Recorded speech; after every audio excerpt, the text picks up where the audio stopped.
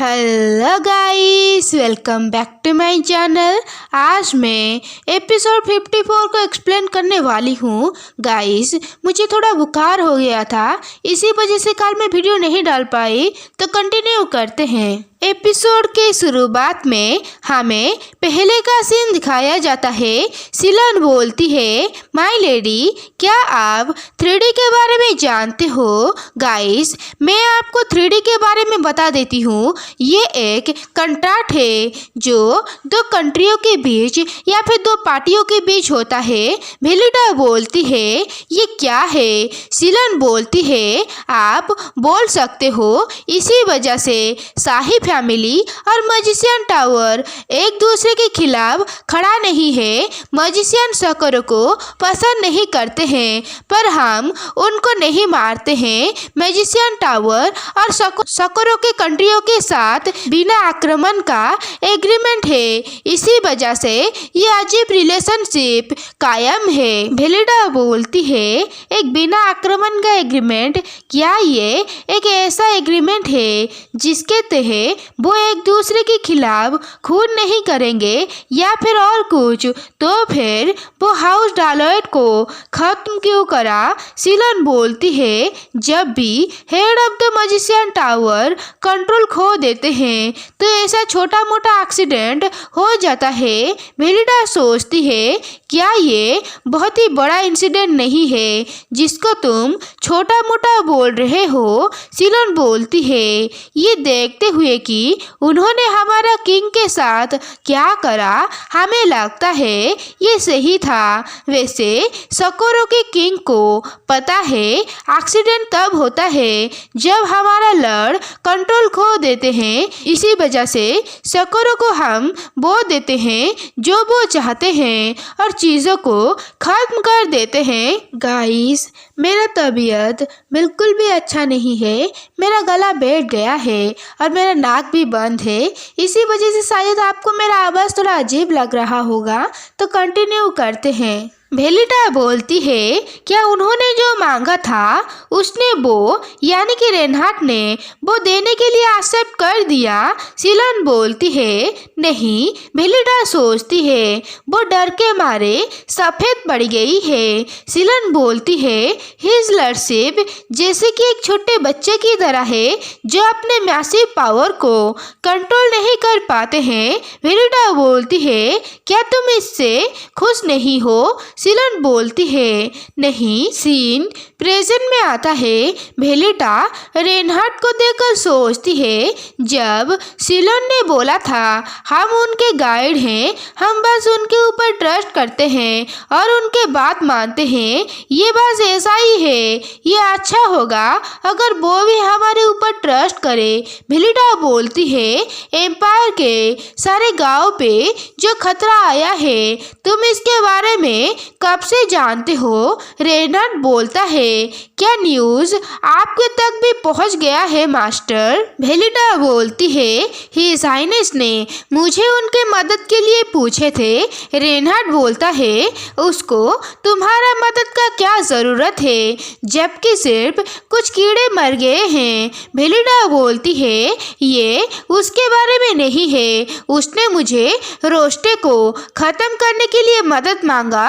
Reinhart बोलता है, मैं श्योर नहीं हूँ। भेलिडा बोलती है, तुम अगर तुमने ऐसा नहीं करा है मुझे साफ तरह से बोलो और कोई गलतफहमी को मत बनाओ तुम्हारे आसपास के लोगों में। रेनहार्ट बोलता है, ऐसा लग रहा है आप पूरी तरह से मेरे ऊपर यकीन करते हो मास्टर। भेलिडा बोलती है, तुमने ऐसा नहीं करा ना? रेनहार्ट बोलता है, तुम ऐसा क्यों सोचते हो? भेलिडा बोलती है, सबसे पहले तुम इतना लापरवाह नहीं हो कि तुम एक सर्वाइवर को छोड़ दो। रेनहार्ट खुश होकर बोलता है, और जैसे कि भेलिडा उसकी तारीफ कर रही है, भेलिडा सोचती है, मुझे कुछ रीज़न के वजह से काफ़ी गुस्सा आ रहा है, और वो आहें भरते हुए बोलती है, ऐसा कोई वजह नहीं है कि तुम बिना कोई बात के ये खून करोगे। यहाँ तक डायलॉग मेंशन में भी तुमने लोगों को जल्दी नहीं मारा, भले ही तुमने ऐसा ही करा।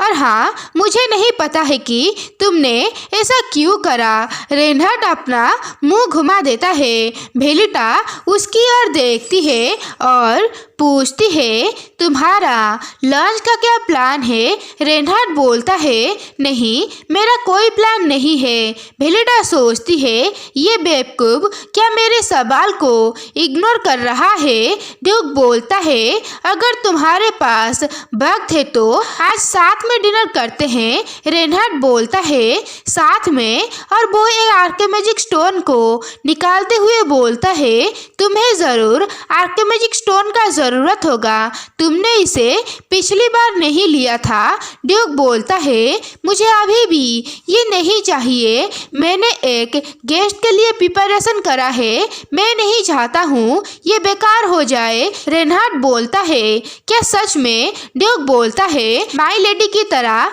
यानी कि बेलिटा की तरह तुम भी किसी के काइंडनेस को नहीं ले पाते हो, ये सिर्फ एक सेकंड के लिए था। रेनहार्ड बोलता है, ऐसा कोई रीजन नहीं है कि तुम मेरे लिए अच्छे हो जाओ।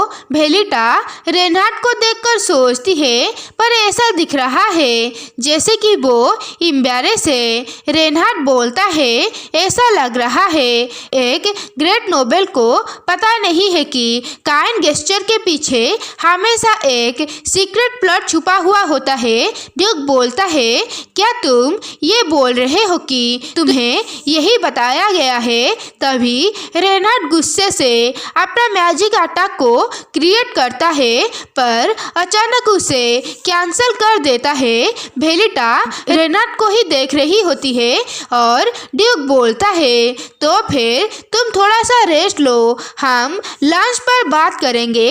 रेनहार्ड जाने लगता है और बोलता है, हाँ ठीक है। रेनहार्ड जाने के बाद बेलिटा बोलती है, हाँ। ड्यूक और सिलोन तो उसे कंफ्यूजली देखने लगते हैं। बेलिटा सोचती है, मैंने रीजन ढूंढ लिया। सीन शिफ्ट होता है, हम सिलोन के बगल में कुर्त को भी देखते हैं क्योंकि उसने रेनहार्ड को इधर फॉलो करा हुआ होता है। बेलिटा रेनहार्ड को पूछती है, तुमने कैसे डिस्ट्रॉय गांव को ढूंढा?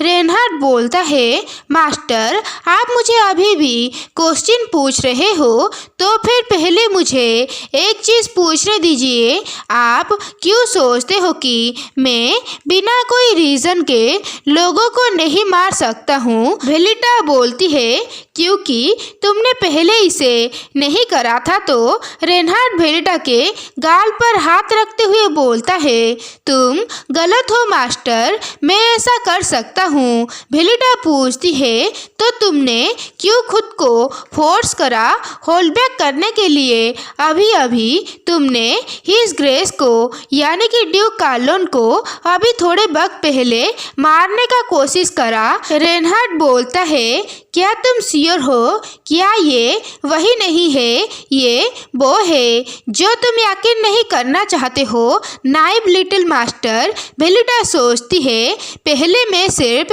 रेनहार्ड के चांगुल से भागना चाहती थी, पर उससे अलग होने के बाद मुझे पता चला हम दोनों काफ़ी क्लोज थे जितना मैं सोचती थी। मुझे ये भी पता चला कि हमारे जड़ें बहुत वक्त से आपस से जुड़े हुए हैं, इसके वजह से मैं अब और डम प्ले नहीं कर सकती हूँ। और वो बोलती है, तुम डरे हुए हो ना?